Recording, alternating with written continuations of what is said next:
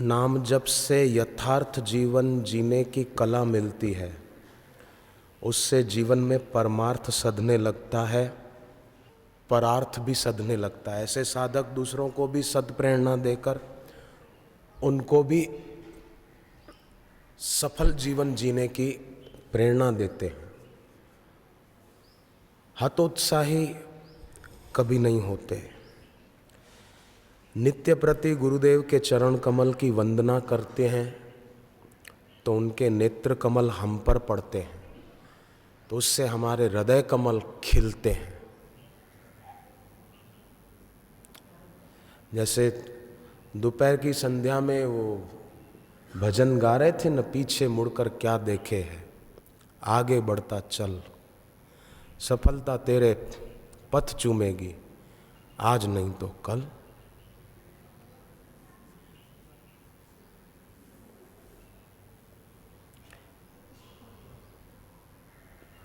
कांटों को देखकर जो डर जाता है वो फूल पाने से वंचित रह जाता है। कंकड़ और मिट्टी को देखकर जो हिम्मत हार जाता है वो हीरों की खदान तक पहुंचने से बेचारा वंचित रह जाता है। इसलिए जीवन में कभी कांटे दिखें तो जरा धीरज रखो। बापूजी कभी किसी परिस्थिति में, पाठ में हम पढ़ते हैं श्री आशारामण में, नहीं विचलित हुए, डरे तो सम रहे। तो हम उनके शिष्य हैं, तो हम क्यों दुखी हो जाएं। कैसी भी परिस्थिति आए मन की स्थिति बढ़िया रखेंगे। जब शिष्य को गुरु की रजा में ही मजा आने लगता है तो समझो शिष्य की सजा खत्म हो गई। अब उनकी रजा में ही मजा आए तो समझो अब सजा नहीं होगी कभी, अब मजा ही मजा है, आनंद ही आनंद है। जो शिष्य गुरु में अपना चित्त लगाता है उसका हित होगा ही, कोई उसका अहित नहीं कर सकता।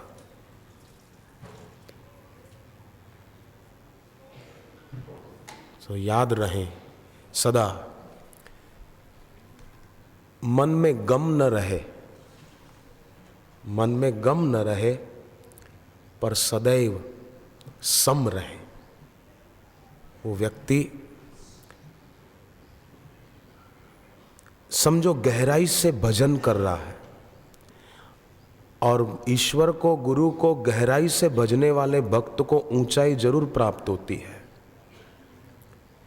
विकारों का जहर ना पीकर हर पहर दयालु प्रभु के सुमिरन में जो भक्त ठहर जाता है, ऐसे भक्त के जीवन में प्रसन्नता की लहरें उठती रहती है। तो जहर नहीं पीना है चिंता का, अपितु हर पहर सुमिरन का अमृत पीना है। चिंता का जहर नहीं पीना, अपितु हर पहर सुमिरन का अमृत पीना, सुमिरन में ठहर जाना, तो आनंद की लहर आएगी, शांति की लहर आएगी।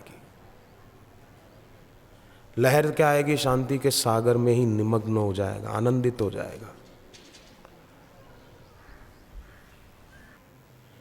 एक तरफ धरती के सारे तीर्थों और एक तरफ जहाँ ब्रह्मज्ञानी गुरु के चरण पड़े हैं वो तीर्थ, गरुड़ पुराण में लिखा है वो सबसे ज़्यादा उत्तम तीर्थ है। पर अज्ञानी मूढ़ को समझ में थोड़ी आता।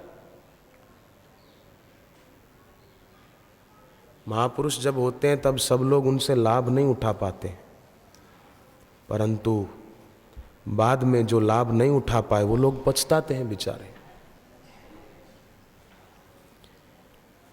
गुरु ग्रंथ साहिब में आता है, गुरु नानक देव कहते हैं, हे भगवान मुझे उन भक्तों की चरण धूली दे दे जिनको तेरी कृपा से सच्चे गुरु मिल गए। ये गुरु नानक देव बोलते हैं, ग्रंथ साहिब का वचन है। मुझे उन भक्तों की चरण धूली दे दे जिनको तेरी कृपा से सच्चे गुरु मिल गए। ये गुरु नानक देव ने कहा है। गुरु नानक देव कहते हैं कि जिसने अपना मन गुरु के चरणों में आसक्त कर लिया अच्छी तरह से, रिद्धि सिद्धि तो उसकी दासी बनेगी। जिसने गुरु वचनों को सुनकर मनन किया, मुक्ति तो उसकी दासी बनेगी। संसार में केवल वही जीव भगवान के दरबार में स्वीकार हैं जिन्होंने गुरु के उपदेश अनुसार भजन किया है, सचमुच में भजन किया है। सच में अपने दिल में गुरु के प्रति भक्ति रखी है, किसी में राग नहीं रखा है, राग नहीं। एक आदमी गया सेठ जी के पास, सेठ जी मेरे को नौकरी पे रखो। सेठ ने पूछा तुम चोरी करते हो? नहीं। तो शराब पीते हो? नहीं, नहीं पीता। सिगरेट पीते हो? नहीं। जुआ खेलते हो? नहीं। मांसाहार करते हो, मांस खाते हो? नहीं, बिल्कुल नहीं। तो कोई और गलत ऐब है तुम में? बोले नहीं, कोई नहीं है। तो तुम्हारे में कोई ऐब नहीं है, कोई बुरी आदत नहीं है? बोले नहीं सेठ जी, खाली झूठ बोलता हूं बस। माने शराब भी पीता है, मांस भी खाता है, जुआ भी खेलता है और गोरख धंधे भी करता है, खाली झूठ बोलता हूं बस। सब आ गया ना उसमें। ऐसे ही खाली राग है किसी में, आसक्ति है किसी में, सब आ गया उसमें।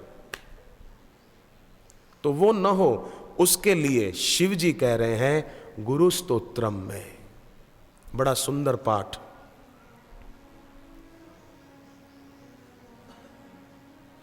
एक चरण मैं बोलूंगा, फिर आप दोहराना, गाकर करेंगे तो ज्यादा आनंद आएगा।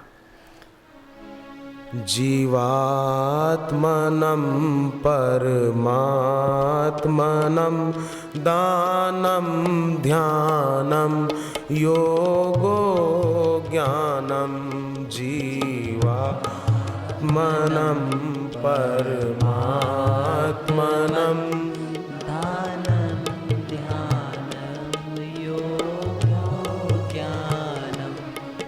उत्कल काशी गंगा मरणम्। उत्कल काशी गंगा मरणम्। न गुरोरधिकं न गुरोरधिकं न गुरोरधिकं न गुरोरधिकं न गुरोरधिकं न गुरोरधिकं न गुरोरधिकं न गुरोरधिकं। प्राणं देहं गेहं राज्यं स्वर्गं भोगं योगं मुक्तिं।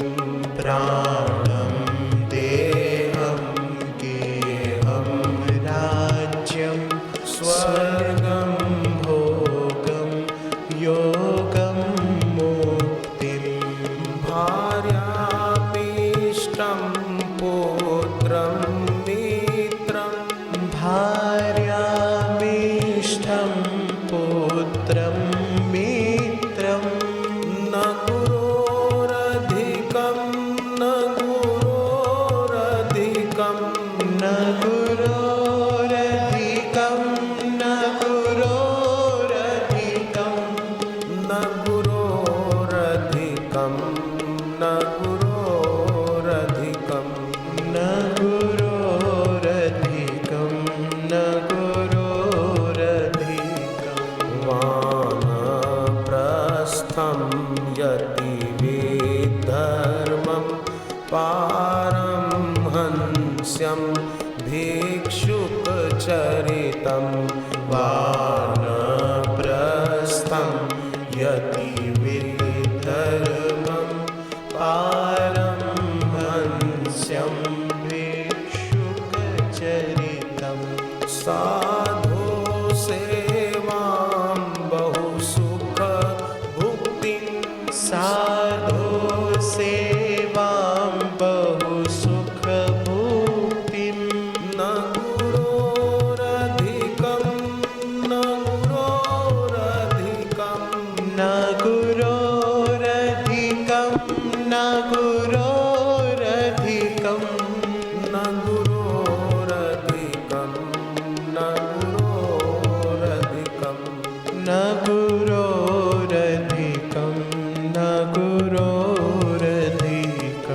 विष्णो भक्तिं पूजन रक्तिं वैष्णवसेवां मातरि भक्तिं। विष्णो भक्तिं पूजन रक्तिं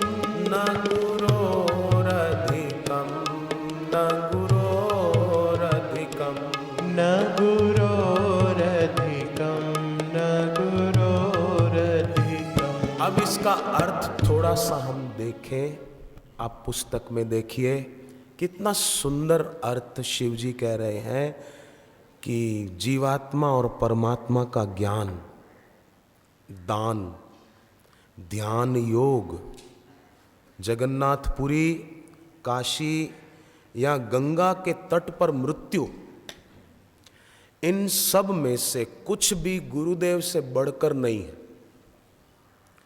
लोग बोलते हैं ना गंगा के तट पर मृत्यु हो, ये तो बहुत बड़ा सौभाग्य है, कोई गंगा के तट पर मरे, काशी में मोक्षदायिनी पुरी में मरे। ये सब कुछ भी नहीं है। जीवात्मा और परमात्मा का ज्ञान, दान, ध्यान, ये कुछ भी गुरु से बढ़कर नहीं है।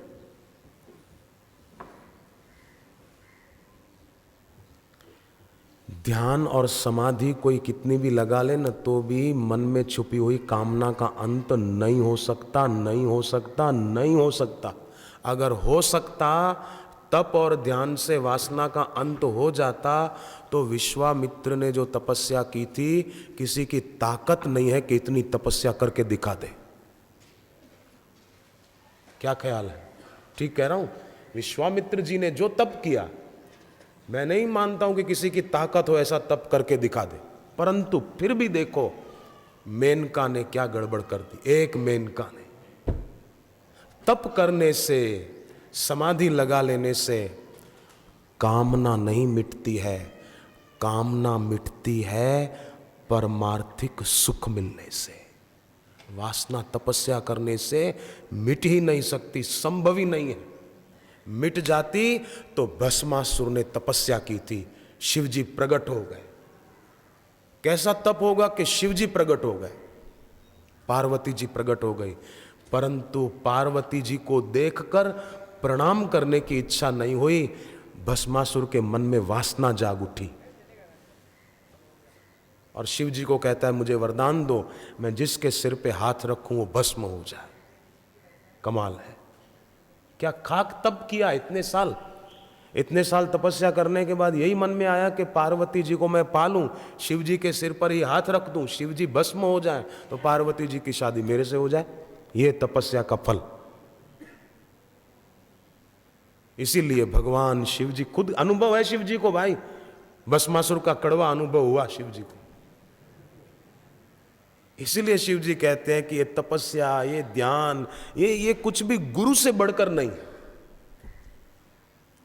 इसीलिए ध्यान मूलम गुरु मूर्ति इसीलिए कहा है, ऐसे ही नहीं कहा।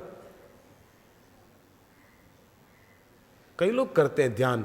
हम जहाज में कहाँ जा रहे थे, मैं बापू जी के सानिध्य में था, चरणों में था, कहीं जा रहे थे, मुझे जगह का नाम याद नहीं आ रहा, तो एक आदमी बड़ा ध्यान योग की साधना करने वाला, और उसके चेहरे से भी लग रहा था कि आदमी है थोड़ा सात्विक है, परंतु फिर भी सत्य का जिज्ञासु था, पर सत्य का पारखी नहीं था।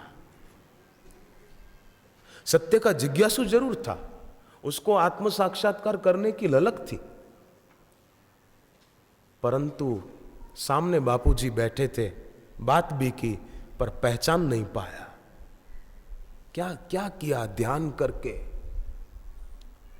सत्य का जिज्ञासु तो था, पर सत्य का पारखी नहीं था, इसलिए वंचित रह गया, नहीं तो उसका काम बन जाता। पहचान नहीं पाया, बेचारा रह गया। इसलिए शिव जी कहते हैं गुरु से बढ़कर कुछ भी नहीं है।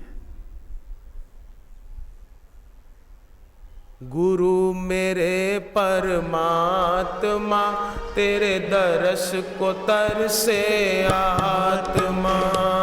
गुरु मेरे परमात्मा, तेरे दरस को तरसे आत्मा। तेरे दरस को तरसे आत्मा, तेरे दरस को तरसे आत्मा।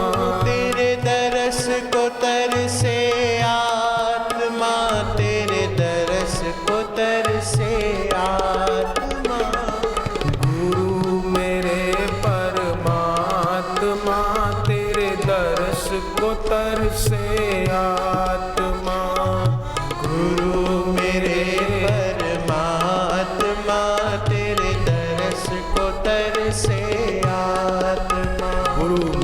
परमात्मा। शिव जी कहते हैं गुरु से बढ़कर कुछ भी नहीं है। प्राण, दूसरा श्लोक, प्राण शरीर घर राज्य स्वर्ग भोग योग मुक्ति मोक्ष भी, पत्नी इष्ट भी। मंत्र गुरु से लिया, समझो उस मंत्र के देवता कोई और है। हर मंत्र के देवता होते हैं ना अलग अलग, तो वो इष्ट हो गया। जिसका मंत्र हम जपते हैं वो इष्ट हो गए, तो वो भी इष्ट पुत्र मित्र इन सब में से कोई भी गुरुदेव से बढ़कर नहीं है।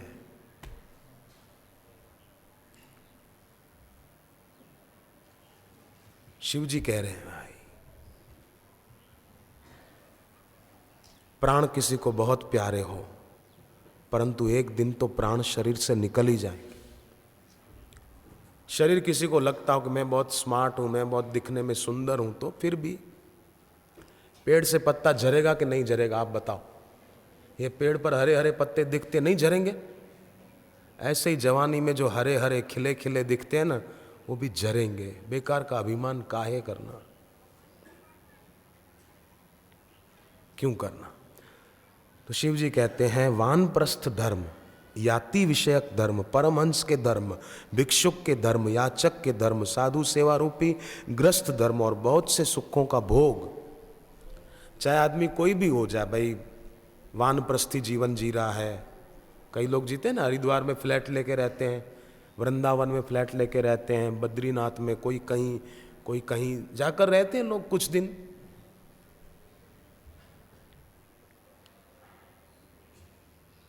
शिव जी कहते हैं कि इससे क्या होगा? जगी हुई ज्योत को छोड़कर कोई कहीं और जाए तो ज्योत जगेगी नहीं। दिया बुझा हुआ है तो वो कहां जलेगा? जगी हुई ज्योत के निकट ही तो जलेगा। शिव जी इसीलिए भक्तों को, मनुष्य मात्र को कल्याण करने के उद्देश्य से कह रहे हैं कि भगवान श्री विष्णु की भक्ति, उनकी पूजा में अनुरक्ति, पूजा में अनुरक्ति। कईयों की तो अगरबत्ती की खुशबू में अनुरक्ति होती है।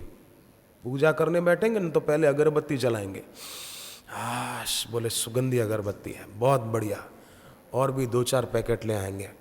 हाँ, माला करते करते भी अगरबत्ती की खुशबू में मन जाता है। बहुत बढ़िया है। तो उसी के गहरे श्वास लेते रहते हैं। मजा आ गया। पूजा में अनुरक्ति हो, चलो खुशबू में, अगरबत्ती की सुगंध में अनुरक्ति नहीं है, पूजा में अनुरक्ति हो, सेवा में मानते हो, माँ की भक्ति, विष्णु जी की भक्ति, पिता की भक्ति, इनमें से कुछ भी गुरुदेव से बढ़कर नहीं है।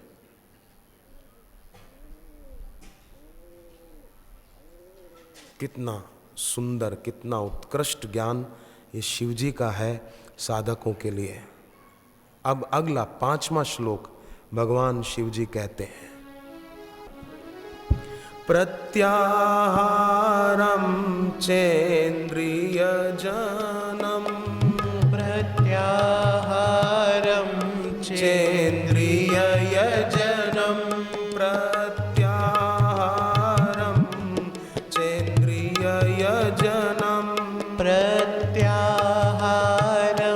चेन्द्रिय जनम, प्राणायाम न्यास विधानम, प्राणायाम न्यास विधानम, इष्टे पूजा जप तप भक्ति, इष्टे पूजा जप तप भक्ति, न गुरोरधिकम, न गुरोरधिकम, न गुरोरधिकम, न गुरोरधिकम, काली दुर्गा कमला भुवना, त्रिपुरा भीमा बगला पूर्णा, काली दुर्गा कमला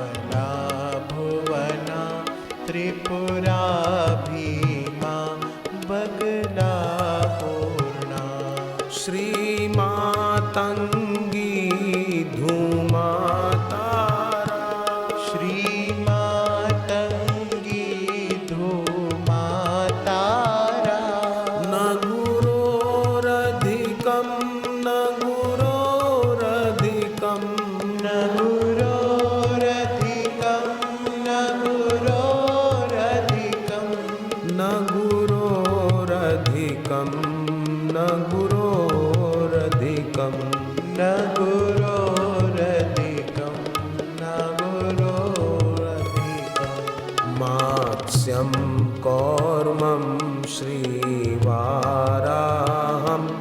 नरहरिरूपं वामनचरितं मात्स्यं कौर्मं श्रीवाराहं नरहरिरूपं वामनचरितं नरनारायणचरितं योगं नरनारायणचरितं योगं न गुरोरधिकं न गुरोरधिकं न गुरोरधिकं न गुरोरधिकं न गुरोरधिकं न गुरोरधिकं न गुरोरधिकं न गुरोरधिकं श्री भृगुदेवं श्रीरघुनाथं श्रीयदुनाथं बौद्धं कल्क्यं श्रीभृगुदेवं श्रीरघुनाथं श्रीयदुनाथं बौद्धं कल्क्यम् अवतारादश वेदविधानम् अवतारादश वेदविधानं न गुरोरधिकं न गुरोरधिकं न गुरोरधिकं न गुरोरधिकं न गुरोरधिकं न गुरोरधिकं न गुरोरधिकं न गुरोरधिकम्। अब देखो शिव जी कहते हैं प्रत्याहार, किसी का प्रत्याहार सिद्ध हो जाए। प्रत्याहार किसको बोलते हैं? कि व्यक्ति की इंद्रियां उनके मन माने विषयों में न जाए, आंख किसी के रूप के तरफ आसक्त न हो, कान गीत सुनने में आसक्त न हो, जीभ स्वाद में आसक्त न हो, स्पर्श सुख में आसक्ति न हो। ये प्रत्याहार समझो। शिव जी कहते हैं किसी का प्रत्याहार सिद्ध हो गया, इंद्रियों का दमन कर दिया, प्राणायाम सिद्ध है। प्राणायाम, श्वास लेने की कला, जिसको लोग बोलते हैं आजकल art of living. No art of living, technique of breathing. श्वास लेने की कला कोई जीवन की कला नहीं है। अगर श्वास लेने की कला जीवन की कला है तो कछुआ 300 साल जीता है। ऐसी श्वास लेने की कला कछुए को आती है। एक कछुआ, मैंने एक सज्जन के घर पे देखा है, बड़ा कछुआ। मेरे को वो घर के बूढ़े आदमी ने बताया, बोले मेरे दादा कहते थे, बोले मैं भी देखता आ रहा हूं इसको। वो बताने वाला बूढ़ा था, तो उसके दादा ने उसको बताया था। तो कछुआ कितना बूढ़ा होगा। श्वास लेने की कला कोई बड़ी बात नहीं है, कछुए को भी आती है। दुर्योधन भी जानता था। दुर्योधन ये कला जानता था, तभी तो युद्ध जब इसके सब साथी मर गए, अकेला बचा, तो पानी के अंदर जाके छुप के बैठ गया।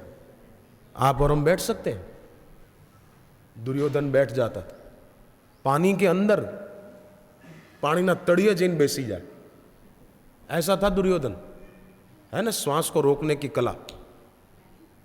तो दुर्योधन भी बोर्ड लगा देता अपने हस्तिनापुर में, वेलकम आर्ट ऑफ लिविंग।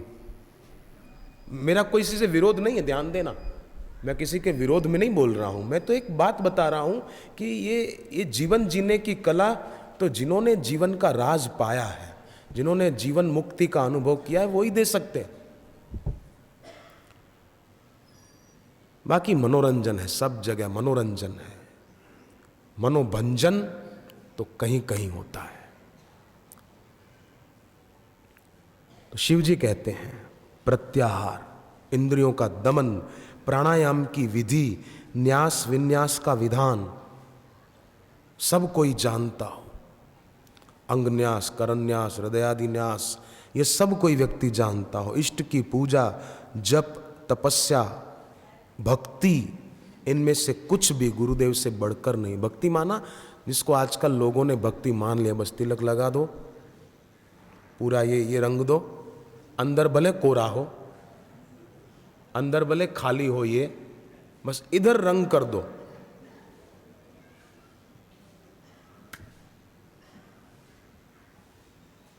तो आजकल जिसको लोगों ने मान लिया कि बस इसी का नाम भक्ति है।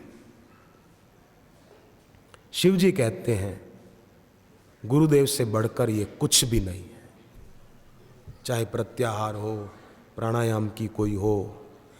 फिर शिव जी आगे कहते हैं काली, दुर्गा,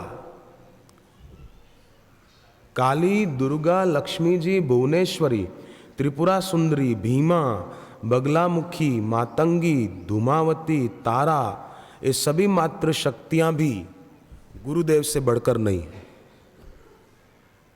हद हो गई, मात्र शक्तियों के नाम ले रहे हैं शिव जी।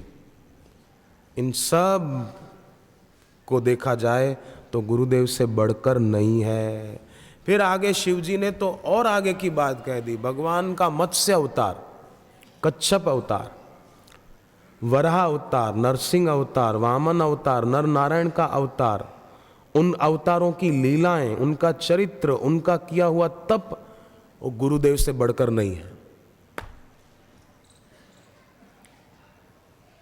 बहुत सुंदर शिव जी के श्लोक हैं और उसमें भी ये जो नाम ले रहे हैं भगवान के मत्स्य, कूर्म, वराह, नरसिंह, वामन आदि अवतार, भगवान के राम, कृष्ण, बुद्ध, कल्कि आदि वेदों में वर्णित 10 अवतार गुरुदेव से बढ़कर नहीं है, गुरुदेव से बढ़कर नहीं है।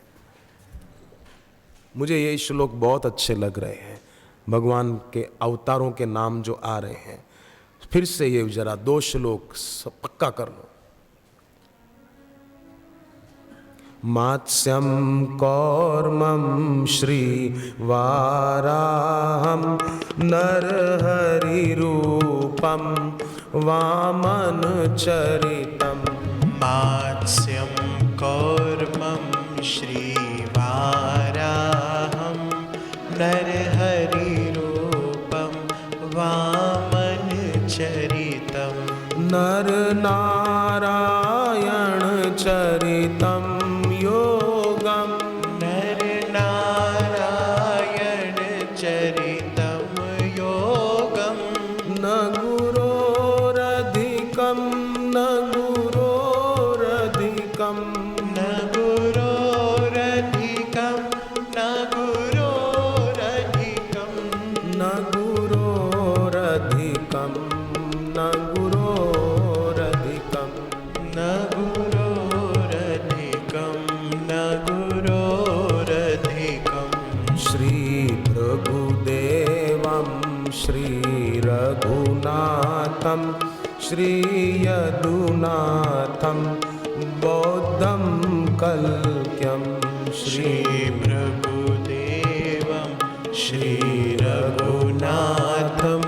श्रीयदुनाथं बौद्धं कल्क्यम्। अवतारा 10 वेदविधानम्। अवतारा 10 वेदविधानम्।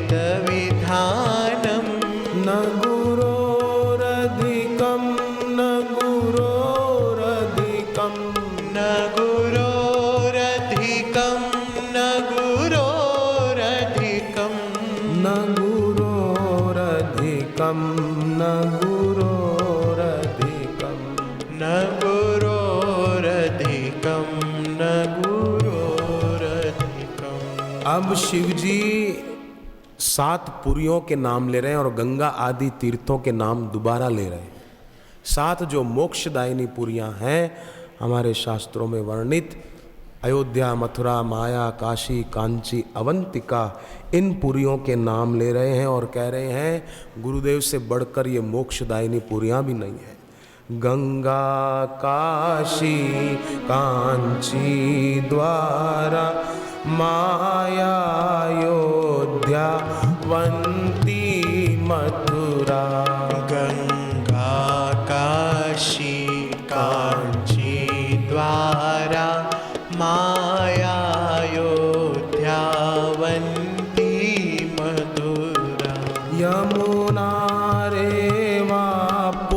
पुष्कर तीर्थम यमुना रेवा पुष्कर तीर्थम न गुरोरधिकम न गुरोरधिकम न गुरोरधिकं न गुरोरधिकं न गुरोरधिकम न गुरोरधिकम न गुरोरधिकं न गुरोरधिकं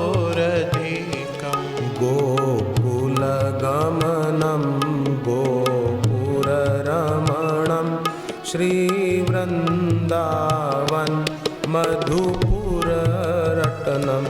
गोकुलगमनं गोपुररमणं श्रीवृन्दावन मधुपुररटनम् एतत् सर्वं सुन्दरी मात्रन् एतत् सर्वं सुन्दरी मातन् न गुरोरधिकं न गुरोरधिकं न गुरोरधिकं न गुरोरधिकं न गुरोरधिकं न गुरोरधिकं न गुरोरधिकं न गुरोरधिकं कोई आदमी गंगा किनारे जाकर रहे, काशी कांची द्वारा द्वारिका चला जाए, कोई मायापुरी हरिद्वार अयोध्या अवंती माने उज्जैन मथुरा यमुना किनारे रेवा नदी के किनारे पुष्कर तीर्थ में वहां जाकर कोई रहे तो भी ये सारे तीर्थों का महात्म्य, उसमें रहने का पुण्य वो सद्गुरु से बढ़कर नहीं है। क्योंकि तीर्थ में रहने का फल कालांतर में मिलेगा, पर सद्गुरु के चरणों में बैठकर सत्संग और ध्यान करेंगे तो उसका फल कालांतर में नहीं तुरंत मिलेगा। शांति की अनुभूति होगी, आत्म तृप्ति की अनुभूति होगी, ऊर्जा ऊपर के केंद्रों की ओर गति करेगी, ये तुरंत अनुभव। इसलिए वो भजन में गाते हैं ना, मुझे गर्व न और सहारों का, एक तेरा सहारा काफी है। न गुरोर अधिकम, इससे जुड़ता है ये भजन। पपीहे को है मतलब ही क्या इन नदियों और तालाबों से, पपीहे को है मतलब ही क्या इन नदियों और तालाबों से, इन नदियों और तालाबों से, इन नदियों और तालाबों से। पपीहे को नदी और तालाब के पानी से कुछ लेना देना नहीं।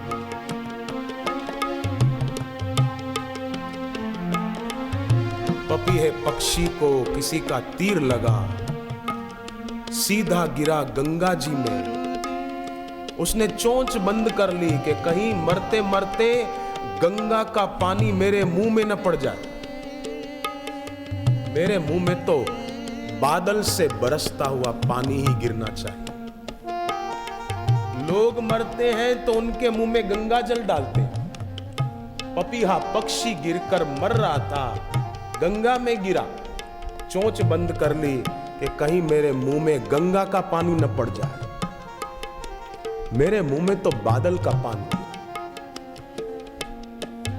पपीहे को है मतलब ही क्या इन नदियों और तालाबों से, पपीहे को है मतलब ही क्या इन नदियों और तालाबों से, इन नदियों और तालाबों से,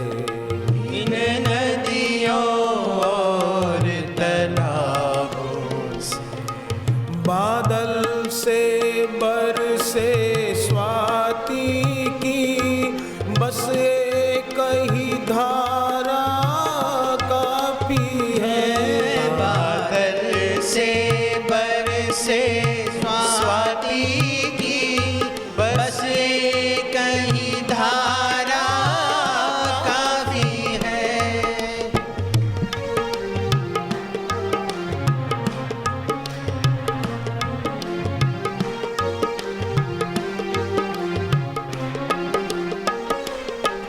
बन बन के सहारे टूटते हैं, ये रस्म पुरानी है जग की। बन बन के सहारे टूटते हैं, ये रस्म पुरानी है जग की।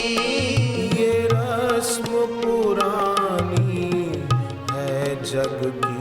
ये रस्म पुरानी है जग की। टूटे न कभी छूटे न कभी, बस तेरा सहारा काफी है। टूटे न कभी छूटे न कभी, बस तेरा सहारा काफी है। हरि हरि ओम, हरि हरि ओम, ओम हरि हरि ओम,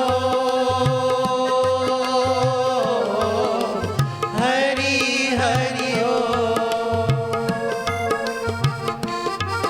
नजरों को धोखा देते हैं, ये झूठे नजारे दुनिया के। नजरों को धोखा देते हैं, ये झूठे नजारे दुनिया के। ये झूठे नजारे दुनिया के।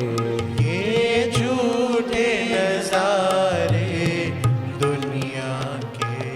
नजरों को धोखा देते हैं ये दुनिया के झूठे नजारे। और आदमी लगता है कि उसकी आंख खुली है, पर बेचारे की आंख बंद है। खुली आंख करके चले तो कोई गड्ढे में नहीं गिर सकता।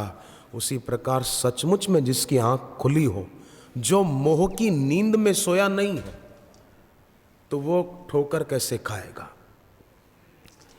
वल्लभाचार्य महाप्रभु कहा करते थे, एक विषयानंद होता है भोगों का, एक उपासनानंद होता है, एक ज्ञान आनंद होता है, एक ब्रह्मानंद होता है। पर इन सब से भक्त को आनंद देने वाला भजनानंद होता है। वल्लभाचार्य जी बोलते थे, भजन का आनंद। भजन का आने, भजन गाने का नहीं, गुरु उपदिष्ट मार्ग से भजन करने का। ब्रह्मानंद में केवल शांति है, विषयानंद में पराधीनता है वस्तु की, व्यक्ति की। वो मिले तो मजा आए, वो कॉलेज वालों का काम है। माने वो संसारिक, उसमें जो जिनकी दृष्टि में भोग महत्वपूर्ण है, भगवान महत्वपूर्ण नहीं है। जिनको लगता है कि मानो हमको तो कभी बुढ़ापा आएगा ही नहीं, हम तो हमेशा जवान ही रहेंगे। पर गुजराती में जैसे बोलते हैं जवानी, जवानी मतलब जवानी जाने वाली है, टिकने वाली नहीं है। गुजराती में जवानी का मतलब जवानी, ये तो जवानी છે, मतलब जाने वाली है, टिकने वाली नहीं है। और बुढ़ापा भी टिकने वाला नहीं है, पर बुढ़ापा बोलता मैं अकेला नहीं जाऊंगा, तेरे को साथ लेके जाऊंगा। जवानी वो चली जाती है, बचपन भी चला जाता है। जवानी तो जवानी है, पर बुढ़ापा बोलता मैं अकेला नहीं जाऊंगा, मैं तेरे को साथ लेके जाऊंगा।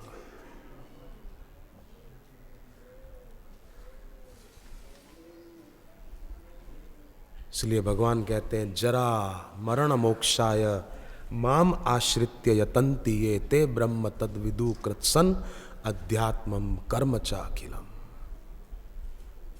जरा और मरण से छूटना है अगर, तो माम आश्रित्य। तो भजनानंद, विषयानंद में पराधीनता है, योगानंद में अभ्यास का कष्ट है। ये करो, हाथ ऐसे घुमाओ, सिर को इधर घुमाओ उधर घुमाओ, इसमें भी अभ्यास का कष्ट है। परंतु भजनानंद जो है उसमें न विधि है, न अभ्यास है, न कष्ट है। भजनानंद में तो अपने प्यारे गुरु के लिए रोना भी भजन है, अपने प्यारे इष्ट के गुरु के दूर होने पर जो चिंतन होता है, उनकी जो याद आती है, वो भी भजन है। उनकी याद में जो आंख से आंसू निकले, वो भी भजन है। खाली उनकी याद आ रही है, उनके चिंतन में बैठे हैं, बस मन नहीं लग रहा है और कहीं, उनकी याद आ रही है, तो ये भजन है। ये बड़ी साधना है, बड़ी उपलब्धि है। मीरा ने ऐसा भजन किया, और ऐसा भजन किया कि नींद को तोड़ दिया, मोह की नींद को तोड़ दिया। लड़कर नहीं तोड़ा, संकल्प करके नहीं तोड़ा, समर्पण से तोड़ दिया। टूट गई उसकी नींद मोह की। उसके मन में अब नहीं रहा कि मेरे को इसके बिना नहीं चलेगा, उसके बिना नहीं चलेगा। नींद टूट गई। सुमिरन इतना सघन हो गया कि तीर की तरह चुभ गया मीरा के दिल में। सुमिरन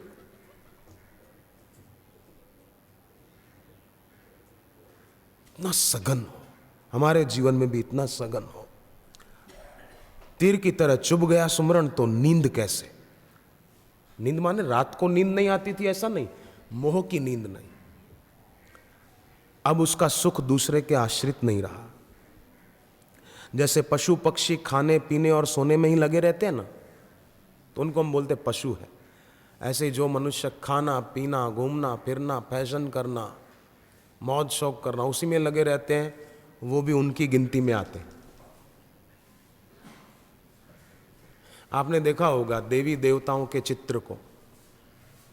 विष्णु भगवान देखो गरुड़ के ऊपर बैठे, शिव जी नंदी के ऊपर बैठे, सरस्वती माता हंस के ऊपर बैठी,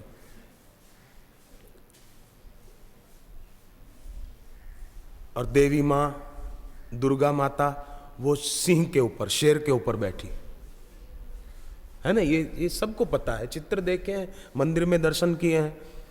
तो ये संकेत है कि समस्त पाशवी शक्तियां दैवी शक्तियों के अधीन रहनी चाहिए। दैवी शक्तियां पाशवी शक्तियों के अधीन नहीं रहनी चाहिए। तो पाशवी शक्ति दैवी शक्ति के अधीन तब होगी जब जीवन में साधक खुद जो दैवी शक्ति संपन्न होना चाहता है वो गुरुदेव के चरणों में समर्पण का भाव रखे, जैसे मीरा ने रखा तो उसकी नींद टूट गई। तो जो व्यक्ति खाने पीने और सोने में लगा हुआ है उसकी गिनती पशुओं में की गई है, कारण के भगवत तत्व से विमुख रहने के कारण मनुष्य और पशु में कोई अंतर नहीं है, दोनों एक ही हो गए। उससे तो फिर पशु अच्छे कि कर्मफल भोग कर मनुष्य बनने की तैयारी कर रहे हैं, पर मनुष्य जो सत्संग नहीं सुनते, जप ध्यान नहीं करते, गुरु शरण नहीं जाते, वो तो फिर पशु होने की तैयारी में है। जैसे मुर्गा होता है ना, 4 बजे उठकर कुकड़ों को बोलता है, समझो कभी इंसान बना था, 4 बजे उठकर राम राम नहीं किया तो अब कुकड़ों को कर रहा है जक मार के। अच्छा तो ये होता कि इंसान का शरीर मनुष्य का चोला जब पाया था तब ब्रह्म मुहूर्त में उठ जाता, हरि हरि कर लेता, तब नहीं किया तो अब कुकड़ों को करो। करो भैया, कहाँ जाओगे?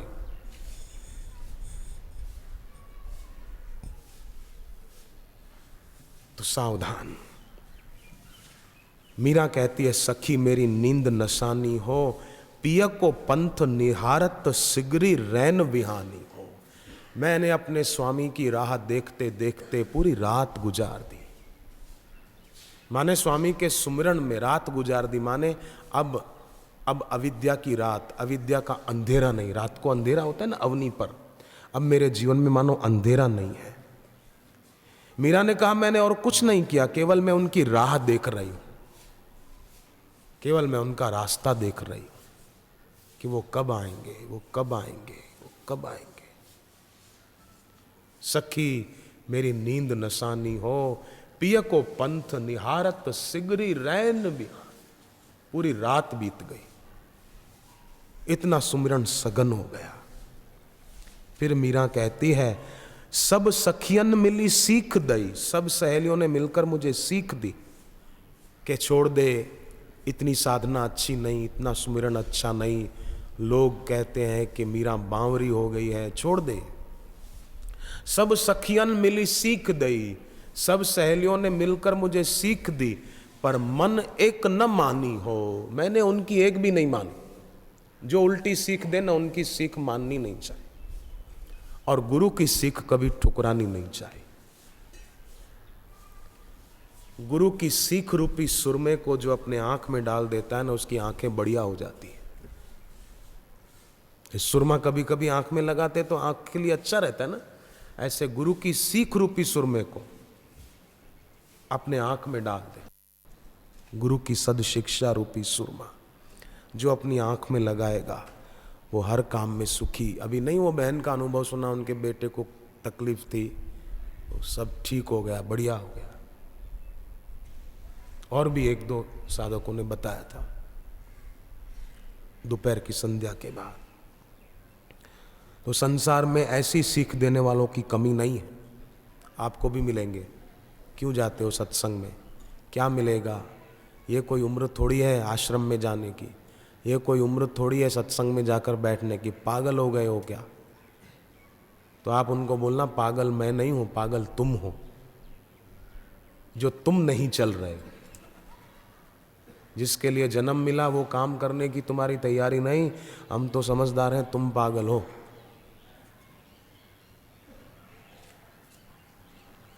दुनिया में जितने पागल खाने हैं, उनमें जितने पागल रहते हैं, वो अगर मान ले कि हम पागल हैं तो सचमुच ठीक होने लग जाएंगे। पर नहीं मानते ना, यही तकलीफ है। एक आदमी पागल खाना देखने गया तो एक पागल को जरा पूछा, क्यों, ठीक हो ना, खाना वाना मिलता है टाइम से, कोई तकलीफ तो नहीं है? उसने बोला, मेरे को कोई तकलीफ नहीं है, मैं बिल्कुल ठीक हूँ। बेकार में मेरे को इन लोगों ने अंदर बंद कर दिया पागल खाने में। मेरे को तो भगवान ने दुनिया में भेजा था सबको सुधारने के लिए, और इन लोगों ने मेरे को अंदर बंद कर दिया। आप इन लोगों को समझाओ, मेरे को भगवान ने दुनिया में क्यों भेजा? तो पेड़ पर एक दूसरा पागल बैठा था, वो चिल्लाया कि साहब इसकी बात पर भरोसा मत करना, मैंने इसको दुनिया में भेजा ही नहीं, भगवान तो मैं हूं, मैंने इसको भेजा ही नहीं, है झूठ बोल रहा है पागल। तो पागल, दुनिया में जितने पागल खाने हैं, उनमें जितने पागल रहते हैं, वो कोई भी मानने को राजी नहीं है। दूसरा एक आदमी पागल खाना देखने गया तो एक आदमी उसको सब दिखा रहा था, ये रसोई घर है, उधर वो लोग सब हमारे यहाँ के लोग नहाते धोते हैं, उधर सोते हैं, उधर थोड़ी देर उनको बिठाया जाता है, कुछ योगा अभ्यास कराया जाता है, कसरत कराई जाती है, ऐसा सब दिखा रहा था वो। फिर ऊपर ले गया कि साहब अब इधर आइए, ये ऊंचा टावर है, यहाँ हमारा सिक्योरिटी वाला बैठता है, वो चारों तरफ निगरानी रखता है, कैसा लगा आपको? देखो यहाँ से सब दिख रहा है, इतना ये ऊंचा है, सब पूरे हमारे यहाँ की मेंटल हॉस्पिटल की यहाँ से देख रेख हो सकती है। तो वो आदमी बोला, बहुत बढ़िया, अब चलें? तो उसने हाथ पकड़ा दिखाने वाले ने, बोले कहाँ चलते हो? बोले अब नीचे चलें? वो बोला नहीं। बोले क्यों? बोले नीचे चलेंगे जरूर, पर सीढ़ियों से नहीं, यहीं से कूद के चलना होगा। तब उसको लगा कि राम राम राम, मैं जिसको गाइड मान रहा था, ये गाइड नहीं है, ये पागल खाने का ही एक मेंबर है। अब उसने तो हाथ पकड़ लिया, यहां से कूद के ही नीचे चलना पड़ेगा आपको। तो उस आदमी को कुछ बुद्धि सूझी, उसने कहा कि देखो, सीढ़ियों से ऊपर चढ़कर आने वाले तो बहुत होते हैं, बोले हाँ होते हैं। ऊपर से छलांग लगाने वाले भी कई होते हैं, सर्कस में नहीं लगा लेते हैं, वो हाइट से कूद पड़ते हैं, नीचे नेट होती है, तो ऊपर से छलांग लगाने वाले भी बहुत होते हैं, सीढ़ी से ऊपर जाने वाले भी बहुत होते हैं। पर भैया बहादुरी तो इसमें है कि नीचे जाएं सीढ़ियों से और नीचे से छलांग लगाकर ऊपर आ जाए, इसमें बहादुरी है। तो था तो वो पागल ही, बोले हाँ ये ठीक है, चलो सीढ़ी से चलते फिर छलांग लगा के ऊपर आएंगे। वो आदमी नीचे उतरा और भाग गया कि जान छूटी इससे। पागल, अब देखो इसमें भी संकेत है बड़ा आध्यात्मिक। पागल उस आदमी को ऊपर से नीचे गिराने की बात कर रहा था, पर इसने ऐसी युक्ति की कि अपन तो नीचे से ऊपर उठेंगे, ऐसा करके पागल से जान छुड़ा ली। ऐसे ही कोई पागल मिले ना, गिराने वाला, गुरु के द्वार से दूर ले जाने वाला, कोई ऐसा पागल मिले तो आप उसकी बात मत मानना, आप तो कहना बहादुरी तो नीचे से ऊपर जाने में है, ऊपर से नीचे जाने में बहादुरी नहीं है, कायरता है। बहादुरी नीचे से ऊपर उठने में है, पागल गिराने की बात कर रहा था।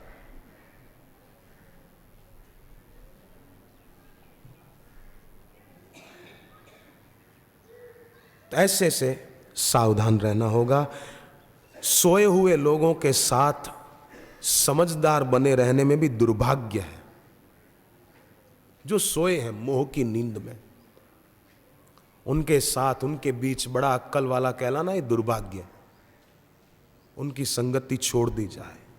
मीरा कहती है, बिन देखा कल नाही पड़त जिय में ऐसी ठानी रे, अब तो मेरे दिल में प्रेम ने ऐसी गांठ बांध ली है कि मेरे स्वामी के दर्शन के बिना मुझे चैन नहीं, नींद नहीं। जैसे नदी जब तक सागर से नहीं मिल जाती तब तक कोई विश्राम नहीं। अंग अंग व्याकुल भई मुख पिय पिय बाणी हो, अंतर वेदन विरह की वह पीड़ न जानी हो। मीरा के दिल में बस पीड़ा रहती थी अपने स्वामी से, अपने इष्ट से मिलने की। तो जब साधक के दिल में ऐसी पीड़ा जगती है तो साधक को अपने गुरुदेव दूर नहीं लगते हैं, बाह्य वियोग में अपने गुरु से अंतः संयोग बढ़ जाता है। कहती है, सखी मेरी नींद नसाने, नींद नष्ट हो जाए, ये बड़ी बहादुरी की बात है। वो आदमी सदैव सुख पाएगा। लोक मान्यता से चलने वाला कभी सुख नहीं पाता, पर भगवत मान्यता से, गुरु मान्यता से जो चलता है वो कभी दुख में नहीं पड़ता। मीरा कहती है, ज्यों चातक घन को रटे, जैसे चातक घन को रटे, घन माना मेघ, जो चातक घन को रटे, मछली जिम पानी हो, मछली जो पानी को रटती है, पानी के बिना नहीं रहती, ऐसे हे प्रभु, हे गुरुदेव, मैं तुम्हारे बिना नहीं रह सकती। मीरा व्याकुल विराणी, सुध बुद्ध बिसरानी हो। मीरा कहती है, मुझे अब सुध बुद्ध नहीं रही। सारी खुशियों का स्रोत वो आप हैं प्रभु, आप हैं गुरुदेव।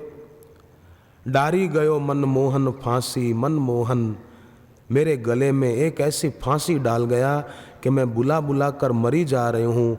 मेरो मरण और जग केरी हंसी, लोग हंस रहे हैं। मीरा की हंसी उड़ाते थे लोग। साधु संग बैठ के लोक लाज खोई रहे, विरह की मारी वन वन डोलूं, प्राण तजू करवत लेऊं काशी रे। मैं जगह जगह डोल रही हूँ, अब सब मेरे लिए बेस्वाद हो गया आपके दर्शन के बिना, आपकी कृपा दृष्टि के बिना सब बेकार हो गया, सब व्यर्थ हो गया। साधक के भीतर एक ऐसी गुरुदेव के दर्शन की, गुरुदेव से मिलने की एक ऐसी होती है मन में पीड़ा कि वो साधक जानता है, सच्चा शिष्य जानता है। जब उसको अपने गुरुदेव के दर्शन नहीं होते हैं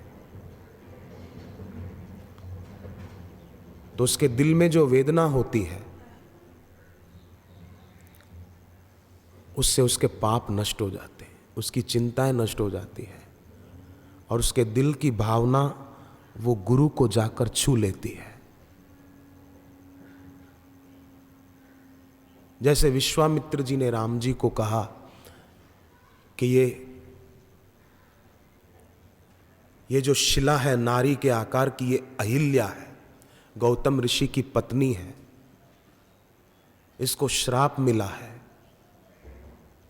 आप इसको अपनी चरण रज दे दो तो इसका उद्धार हो जाएगा। ये आपकी चरण रज चाहती है।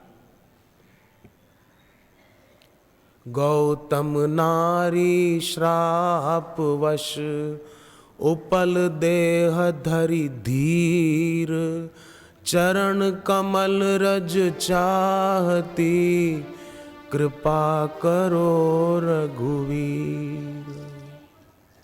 तो राम जी ने पूछा कि गुरुदेव, ये तो पत्थर के रूप में पड़ी है, आपको कैसे पता चला कि ये मेरी चरण रज चाहती है? तब गुरु ने कहा कि भले ये पत्थर के रूप में पड़ी है, पर फिर भी इसके दिल की पुकार मुझ तक पहुंच रही है, इसके दिल के भाव मेरे दिल को छू रहे हैं। पत्थर के रूप में पड़ी थी फिर भी, तो हम तो एकदम पत्थर के रूप में नहीं हैं, तो हमारी दिल की पुकार, हमारे दिल के भाव गुरु जी तक पहुंचते हैं। दोपहर की संध्या में हमारे भाव गुरु जी तक पहुंच रहे थे, तो गुरु जी का कैसे दूरभाष के माध्यम से, कैसा हमने सुने वचन जो थे, तब कैसे सबका हृदय कमल खिल गया था।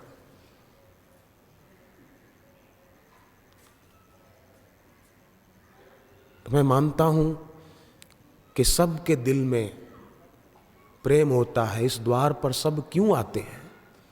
अभी आप सब, हम लोग यहां बैठे तो क्यों बैठे?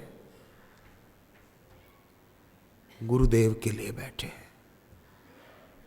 तो कोई ऐसा नहीं सोचना कि हम आए और हमको दर्शन नहीं हो पाया।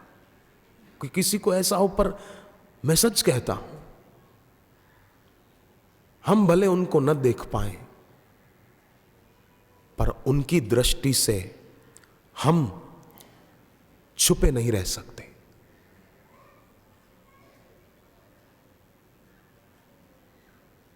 हवा कहां दिखती है?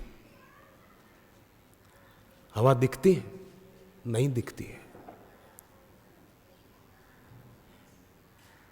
ये वायु उस परमेश्वर की, ये 5 तत्व उसके बनाए हुए हैं।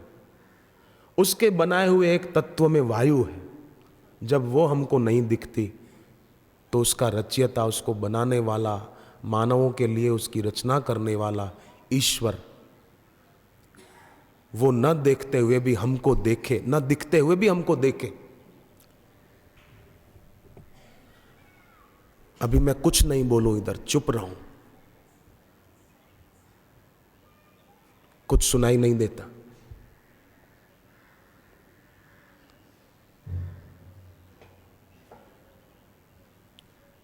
पर अभी इधर एक रेडियो लाके रखो, उसको ऑन करो, देखो फिर शब्द आते कि नहीं आते। कोई गीत चल रहे होंगे तो गीत सुनाई देंगे।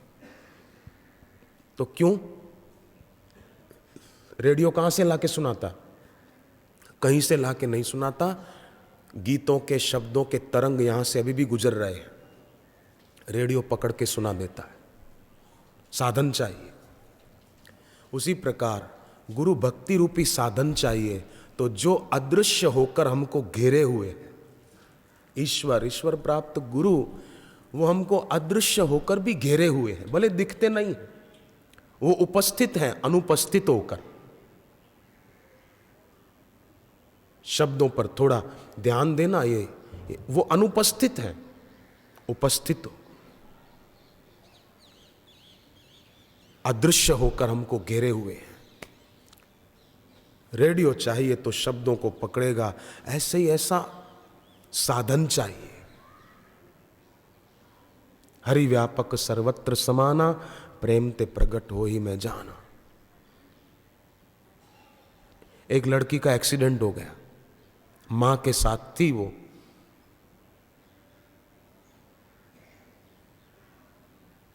कार उनकी नीचे खाई में जा गिरी, ड्राइवर के सिर में चोट लगी, माँ के सिर में चोट लगी।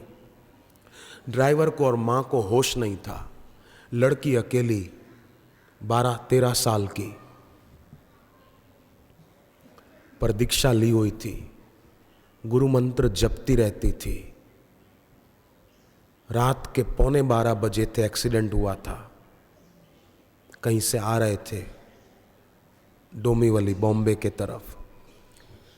तो उन्होंने बताया कि माँ बेहोश, ड्राइवर बेहोश, पर ऐसे में न जाने कौन 12 बजे आए अकेले और हमको सहारा दिया। माँ को, ड्राइवर को हॉस्पिटल पहुंचवाया। माँ को तो जल्दी होश आ गया।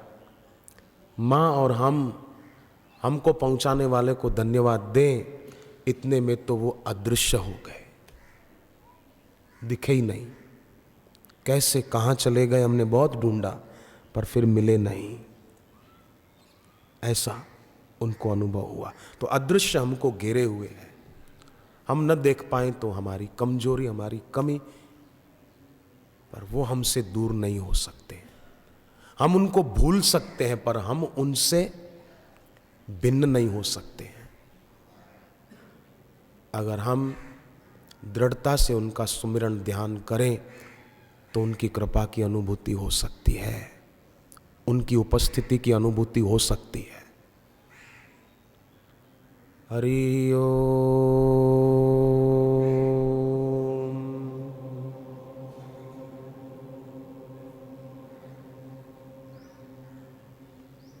क्लैब्यम मां समगमः पार्थ, भगवान कहते हैं नपुंसकता को छोड़ दे, कायरता को छोड़ दे। अपने बापूजी ने अपने जीवन से हमें कायरता का त्याग सिखाया है। बंद मकान बरामदा खाली, बैठे वहीं समाधि लगा ली। देखा किसी ने सोचा डाकू, लाए लाठी भाला चाकू। दौड़े चीखे शोर मच गया, टूटी समाधि साधक उठाते बिखरे केसा, राग द्वेष ना किंचित। फिर ये पूरा प्रसंग लाए लाठी भाला चाकू वाला, ये आए डराने, पर गुरुदेव कहाँ डरे। तो गुरुदेव ने अपने आचरण से सिखाया है कि इस प्रकार मजबूत रहना। और ये गुरु स्तोत्रम भी हमें कितना मजबूती का संकेत दे रहा है कि हमने कितना बड़ा बल पाया है। हम जिन शरण्य की शरण में आए हैं वो कितने महान हैं। शिवजी कहते हैं अंतिम 2 श्लोक जो रह गए पाठ करने में, वो पूरे कर लेंगे हम। 11वां और 12वां श्लोक। तुलसी सेवा हरिहर भक्ति, गंगा सागर संगम मुक्ति। तुलसी सेवा हरिहर भक्ति, गंगा सागर संगम मुक्ति। किम परमधिकं कृष्णे भक्ति, किम परमधिकं कृष्णे भक्ति। न गुरोरधिकं, न गुरोरधिकं, न गुरोरधिकं, न गुरोरधिकं, न गुरोरधिकं, न गुरोरधिकं, न गुरोरधिकं, न गुरोरधिकं, न गुरोरधिकं, न गुरोरधिकं। एतत् स्तोत्रम पठति च नित्यं, मोक्ष ज्ञानी सोऽपि च धन्यम। इसका पाठ जो नित्य करता है वो आत्मज्ञान और मोक्ष दोनों को पाकर धन्य हो जाता है। निश्चय ही समस्त ब्रह्मांड में जिस जिस का भी ध्यान किया जाता है उनमें से कुछ भी श्री गुरुदेव से बढ़कर नहीं है, श्री गुरुदेव से बढ़कर नहीं है। हरि ओम।